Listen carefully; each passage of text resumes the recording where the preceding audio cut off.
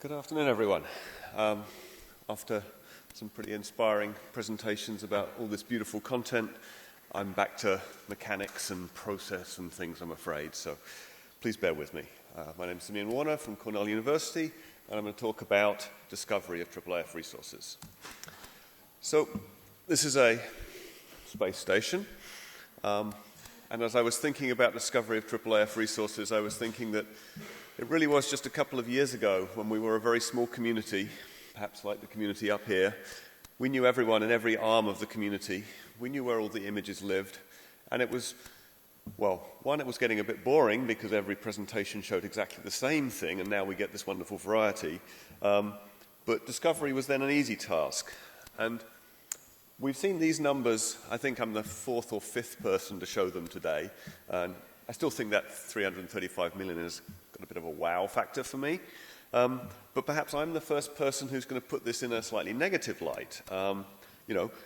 Both because of the sheer number and the fact that they're distributed over 100 plus institutions, the one image you want might be a bit like a needle in that proverbial haystack. It's getting worse. Just last week, we had these numbers as well. The Getty put up a large number of images, Yale put up a large number of images, and I suspect the rate of increase is increasing at the moment. So this is really a terrible situation to have all this stuff, an embarrassment of riches. There is some light here. One thing is if you just go and search for something, maybe I want to find the Oxford Gutenberg Bible. I type that into Google, boom, comes up with a link, I click on the link. Oh, I actually just found a IIIF resource without ever knowing I was looking for one. So that's pretty cool, but unfortunately, there isn't much opportunity to search for IIIF resources specifically.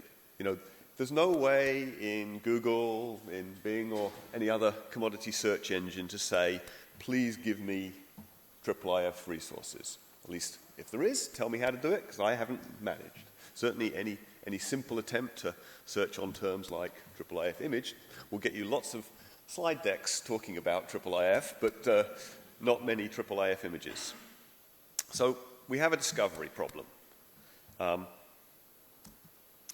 There has been some really good work starting to address this, and I think probably the best example I found as I was preparing for this presentation was the MusicLibs search service that's from McGill University in Canada.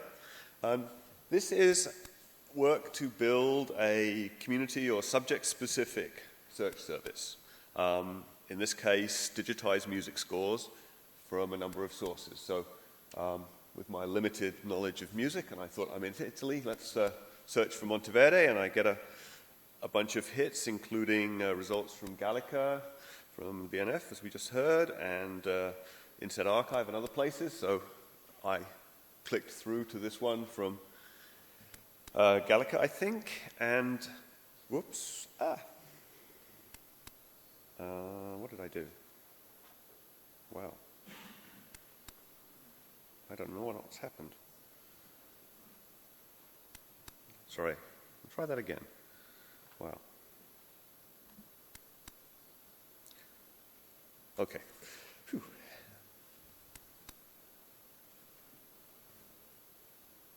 Yes. So I get my result, the score. I get the image of it. Of course, nothing was copied into the search service here. It's just accessing the image remotely.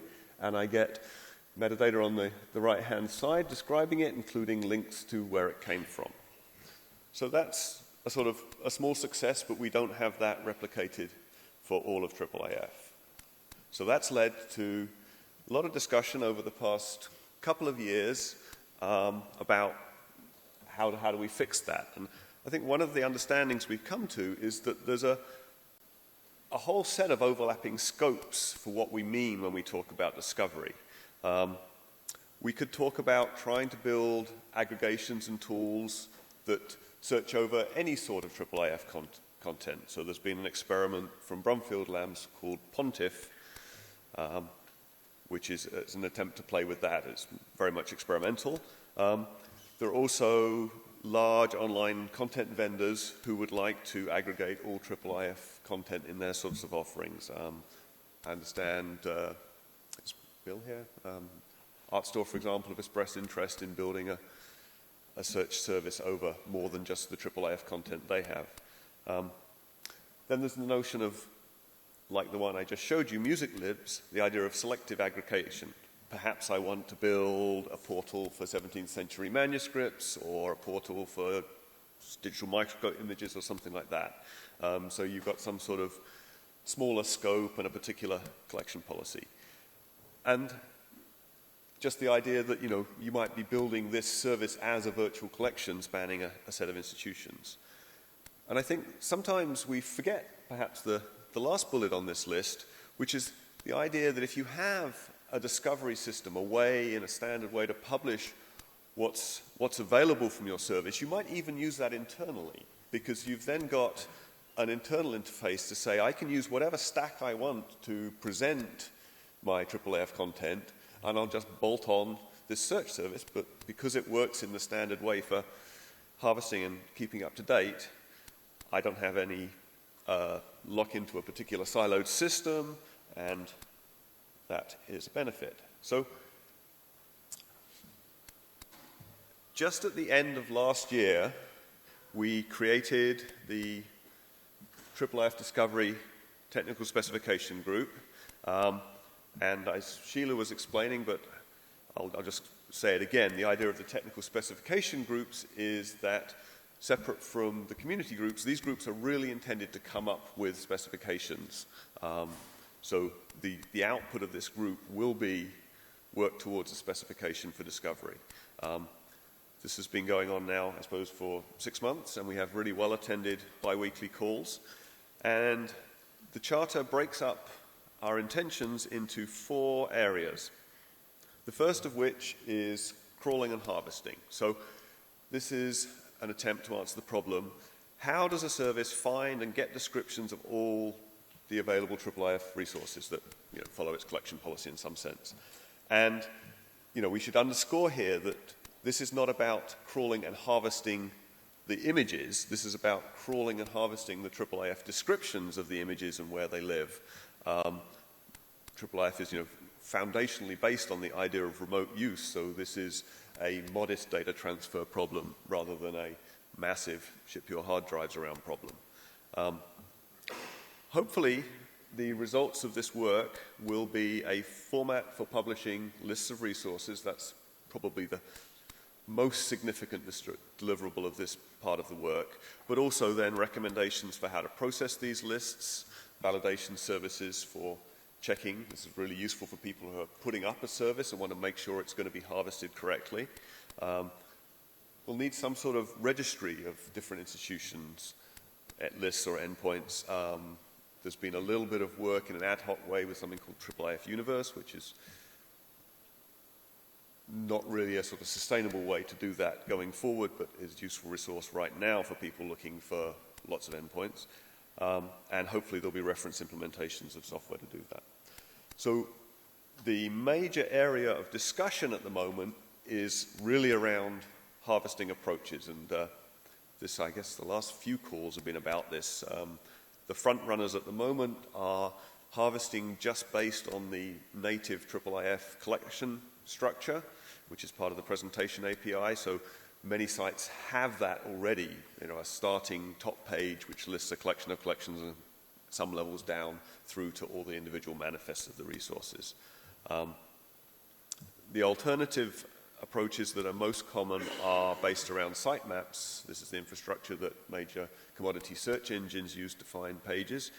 And this might be with ResourceSync extensions or some other custom extension. There's also been a little bit of discussion of other approaches, either extending sitemaps or using schema.org or activity streams, but my sense at the moment is that the other 2 approaches are in the lead. So if you want to get involved in these discussions, join the TSD calls. one of the things that's been really helpful as we go through this is the fact that a number of people have already done some work in this space, specifically for IIIF. So we've heard a little bit about the Europeana work in collaboration with the National Library of Wales, where they did a number of experiments with different strategies for harvesting. North Carolina State University and Jason Rinaldo has done some work, and we have a history of ResourceSync in the community as well. So the second work item is about content indexing. So let's assume that we have all our data harvested. What are the recommendations for indexing that? I think the most common misconception around notions of discovery is what and how you might index it. So if you remember, the IIIF Presentation API provides information necessary to support presentation, to drive a viewer. It doesn't provide detailed bibliographic metadata unless someone chooses to put it in there. And it certainly does not attempt to specify the next one true metadata format that will be used by everyone. However, it does provide facilities for linking to descriptions such as that. So the questions for this work item are, what are the common metadata formats that IIIF communities use? How do we do the linking best? And also how one should link back to the IIIF resource. So I have a little picture here to try and emphasize this idea of, on the left-hand side, we'll have all our IIIF manifests. And they're obviously in this common format used to drive the variety of different viewers. And that's common across all IIIF collections. And the idea here is that we understand that there are many different communities within the broader IIIF community. So, for example, there might be an area where, in newspapers, for example, there's lots of Metz Alto metadata, and that would be linked from the Presentation API manifests. Perhaps in the DPLA Europeana situation, there's lots of use of Dublin Core, and perhaps in community XYZ, there's special XYZ metadata format. So IIIF is not trying to say that all of these communities should in any way change the way they describe in detail, but it provides a way to link from the information necessary for presentation to these formats. And it's the case that different search services and such might want to have special facilities for the community they serve, perhaps to index the alto in a newspaper world. So going back to music libs, I note that ahead of a community standard on this, there's a bunch of really great recommendations there already about how to make your data harvestable. Obviously, they say use IIIF descriptions for the resources you have, but then use the related link to link back to the provider site so that in a service you can show where the data came from nicely, and the preferred page for that. Thank you. Really? Use attribution, license, and logo, and obviously this link of C also back to the structured metadata. Third work item, change notification. If we assume you've done this initial harvest and got a copy of the IIIF resources you want, how do you stay up to date with that efficiently? How do you have to avoid going out and reharvesting everything all of the time? So, in addition to avoiding recrawling, it offers an optimization which should allow you to stay up to date in a more timely fashion. It'll be easier on the providers because you won't have to be hitting them so hard all the time. And obviously it's more efficient on any service to index only the changes. Work on this is unlikely to start in a major way until I think the harvesting has got a little bit further. Fourth item is the idea of import to viewers. Obviously, IIIF is designed to support reuse of resources in many different contexts. We've seen some beautiful demonstrations of drag and drop between viewers for comparison and things. That's all based on a somewhat sketchy pseudo-specification which was hacked up in a working meeting a couple of years ago. So the work item here is to come up with a better written, more formalized specification for how content providers and discovery applications can allow the users to import IIIF content. So this will be a a revision of the current drag and drop and may extend it in other directions as well.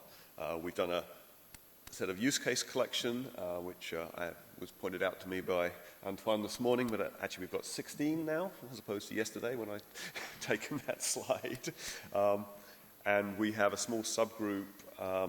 Drew, Ed, and Rashmi agreed to work with me to come up with a first stab at rewriting this drag and drop to be something that the working group can take forward. That's all. If you want more details, the group is described under the groups page, and the charter explains those different work items. Oh, and come to the session on Thursday, yes. Thank you, everyone.